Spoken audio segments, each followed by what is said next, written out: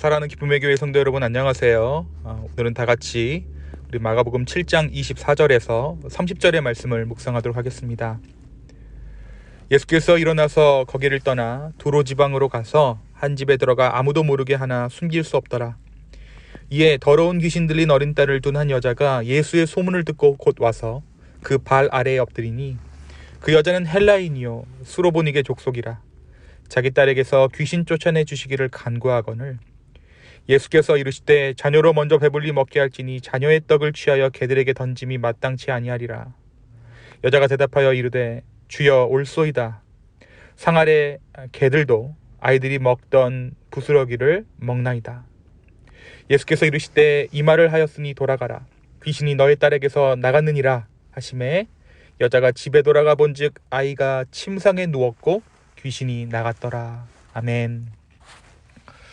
우리가 어제 이스라엘의 북쪽 갈릴리 지방에서 사역하시던 예수님께서 이스라엘의 수도 예루살렘으로부터 찾아온 바리새인들과 서기관들을 책망하는 말씀을 묵상을 통해 나누었습니다.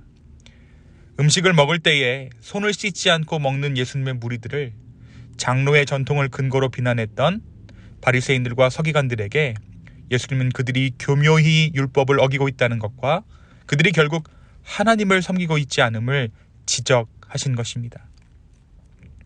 사실 예수님 당시의 사람들이 출세를 위해 활동했던 지역은 당연히 수도 예루살렘이었습니다. 그래서 당시 모든 종교인들은 예루살렘을 중심으로 활동했습니다.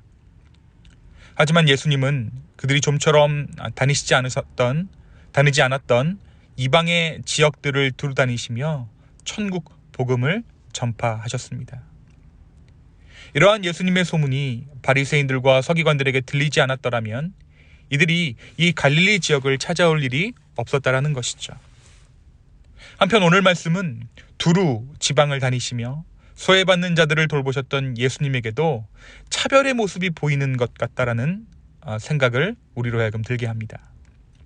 다름 아닌 이 수로보니게 여인이라는 여인에게 예수님께서 하셨던 이 말씀과 행동이 우리에게 예수님의 이중성을 폭로하고 있는 것 같이 보이기 때문입니다. 이 수로보니게란 이 지역은 이방 땅으로서 종교적으로는 바알신과 아스다롯을 숭배했고 경제적으로는 비옥한 땅으로 인해서 부유했던 지역입니다. 게다가 말씀을 보니까 이 여인이 헬라인 출신이라고 말합니다. 그러니까 당시 시대를 지배했던 헬라의 교육을 받았던 여인이 바로 헬라 출신의 수로보니게 여인이었던 것입니다. 예수님이 여태껏 돌보셨던 혈루병 걸린 여인이나 과부와는 사회적 지위가 달랐던 여인입니다. 그러나 그러한 사회적인 지위를 모두 쓸모없다 할 수 있을 만큼 심각한 문제가 그녀의 삶을 지배하고 있었습니다. 그리고 그 심각한 문제가 그 여인으로 하여금 예수님의 발 앞에 무릎 꿇게 합니다. 바로 그녀의 딸이 귀신 들려 있었기 때문입니다.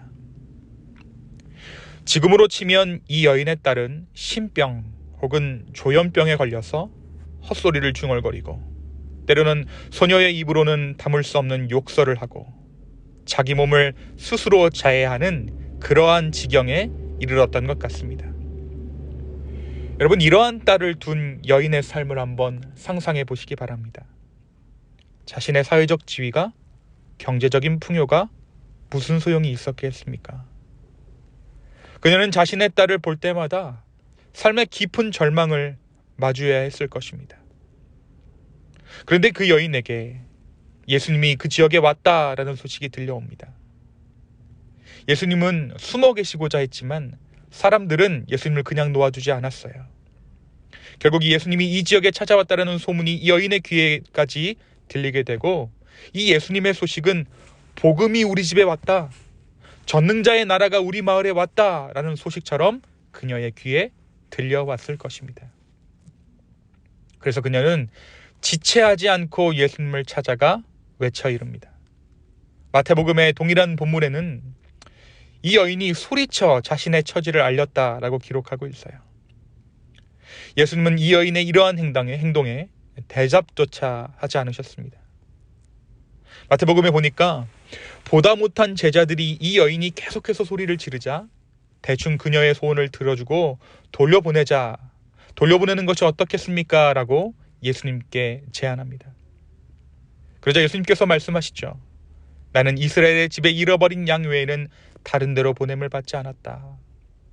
그렇습니다. 사실 다윗의 혈통으로 이 땅에 오셨으며 유대의 메시아로 오신 예수님의 이 말씀은 틀린 말씀이 아니었어요. 더군다나 이 바알과 아스타롯을 섬겼던 이 여인의 입장에서는 지금 예수님은 이방신의 현현이었습니다. 하지만 이러한 예수님의 반응에도 이 여자는 물러서지 않았습니다. 주여 나를 도와주십시오 라고 계속해서 애원해요. 이러한 수로보니게 여인에게 예수님은 아주 날카로운 칼로 이 여인의 마음을 후벼 파듯 말씀하십니다. 자녀의 떡을 취하여 개들에게 던짐이 마땅치 아니하다. 이 여인을 개 취급한 것입니다. 이 여인이 이러한 예수님의 말씀에 무엇이라고 대답합니까? 옳소이다. 그렇습니다. 맞습니다. 나는 개입니다. 그런데 개도 주인의 상에서 떨어지는 부스러기를 먹습니다. 그러니까 이 여인의 말은 이스라엘에게 주어지는 은혜의 부스러기라도 나에게 주십시오. 그 부스러기 은혜가 나의 딸을 낫게 할 것입니다. 그 부스러기 은혜가 이방 딸인 나에게도 임할 것입니다. 라고 고백한 것입니다. 사랑하는 성도 여러분, 오늘 말씀의 저자인 마가가 어제 바리새인들과 서기관들의 이야기 뒤에 이 수로보니게 여인의 일을 기술하고 있는 것은 다소 의도적이라고 볼 수 있습니다. 바리새인들은 자신의 전통을 근거로 해서 구원자이신 예수님을 비난하고 구원이 없다라고 말했습니다.